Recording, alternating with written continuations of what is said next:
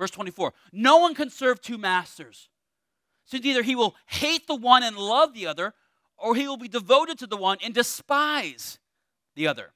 You cannot serve both God and money. Now, the other word for this, and I like it better, but it sounds like something from a prehistoric age, is mammon.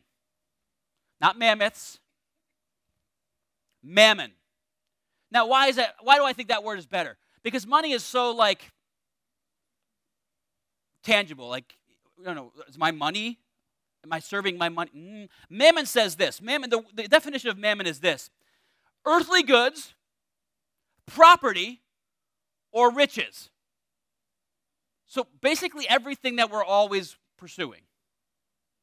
It is stuff. It is the material. God says, don't lay up for yourself treasures on earth where moth and rust corrupt and where thieves break through and steal, but lay up for yourself treasures in heaven. This is the dichotomy. We have two things that we either serve. So mammon is the world system. It's the stuff that we all chase after. Mammon is the things of this world that can divert our attention and love from God to the pleasures and comforts of earthly desires. Although mammon can provide fleeting happiness, ultimately is a deadly direction. Say, for instance, you believe in your heart that attaining some goal in your life, prestige, a certain kind of job, a relationship with a person of your dreams, will provide you with ultimate comfort and will answer your heart's desire for significance. None of us ever do that. Functionally, you are looking at that goal to provide you with the deeper comfort that only comes from God. That's breaking the first commandment. You've turned your goal into God. Prestige, a certain job, a person has become the object of your worship.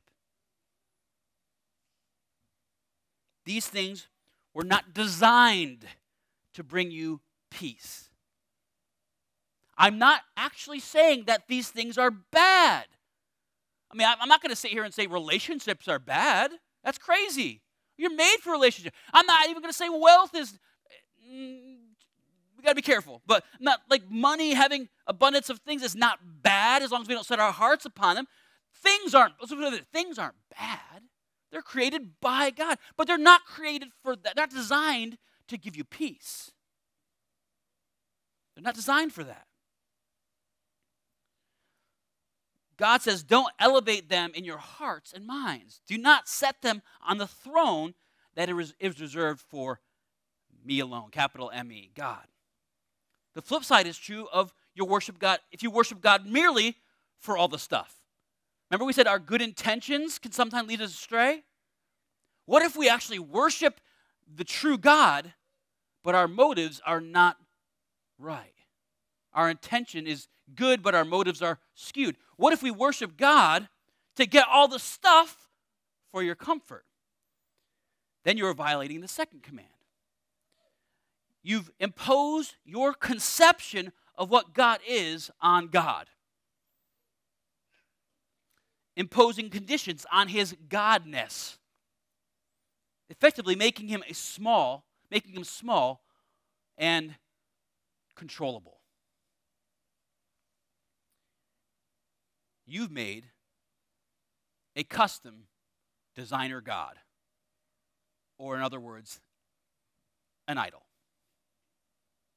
An idol.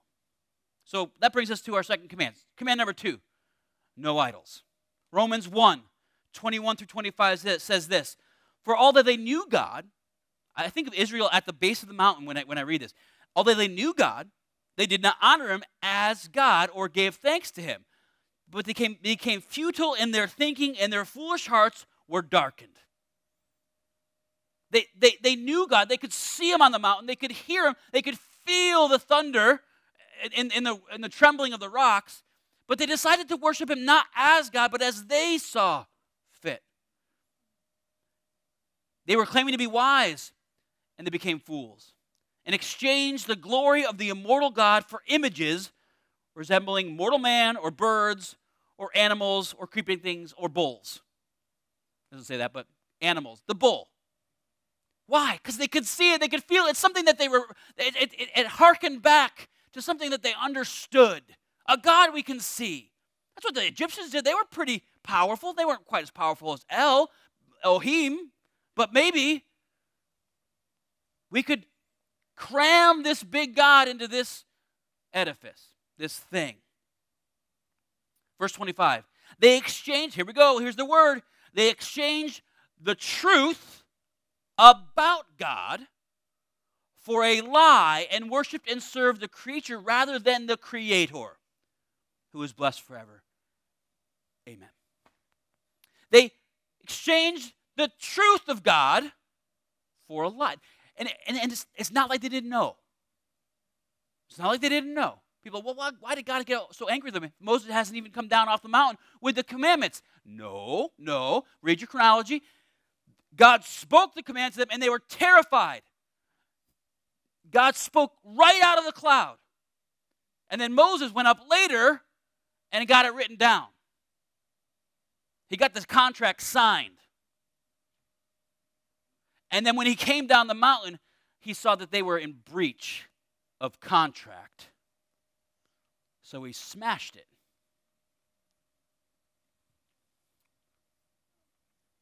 We make idols in two ways. Probably more, but I'm going to emphasize two. We make idols in two ways. We make people our idols. We literally had a show in our country called American Idol. Just saying. We make people our idols, and we make stuff our idols. Now, I want to harken back to last week. Going back to the illustration of the cross from last week. The idea of vertical relationships and horizontal relationships, right? The first 4 commandments deal with our vertical relationship with God. First 4 of the commandments deal with our vertical. They're foundational. They're the ones that all the other relationships are based on. So that horizontal relationships are hinged or hung on the vertical relationship that we have to keep foremost, right? So this idea of this breaking the second commandment is this. It happens to us all. We seek horizontally for the personal peace that we can only find vertically. That's idolatry. When we look horizontally to find meaning and purpose and peace that can only be found in that vertical relationship, that is essentially idolatry. Paul David Tripp put it this way. Looking to others for your inner sense of well-being is pointless. You will never be good enough, consistently enough, to get the regular praise of others that you are seeking. You're going to mess up. You're bound to disappoint. You'll have a bad day. You'll lose your way. At some point, you'll say or do something you shouldn't. And to that fact, the people around you aren't typically interested in taking on the burden of being your personal Messiah. I deal with that in marriage counseling a lot. This concept of, I thought he was the one. And now I've lived with him for a few years. And he's not very one. I've been looking around, and there's other ones out there. And that's unfortunate. It's funny, but it's not. Because when we put people on that place that only God can, God is our one. When I talk about, I got a couple weddings coming up in the near future. And when we do marriage counseling, I talk about the triangle of our 3-person relationship that happens in a marriage. And we're going to get into marriage counseling for just a second here. When the husband and the wife are pursuing God first, that's going to bring them, through their whole life, it's going to bring them closer and closer and closer and closer together. Right?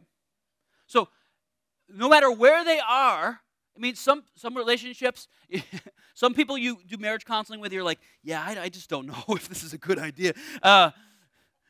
Because they're so far for pursuing God. It could be like this or it could be like this. But if we're actively pursuing God, that's going to bring our relationship closer through the entire relationship.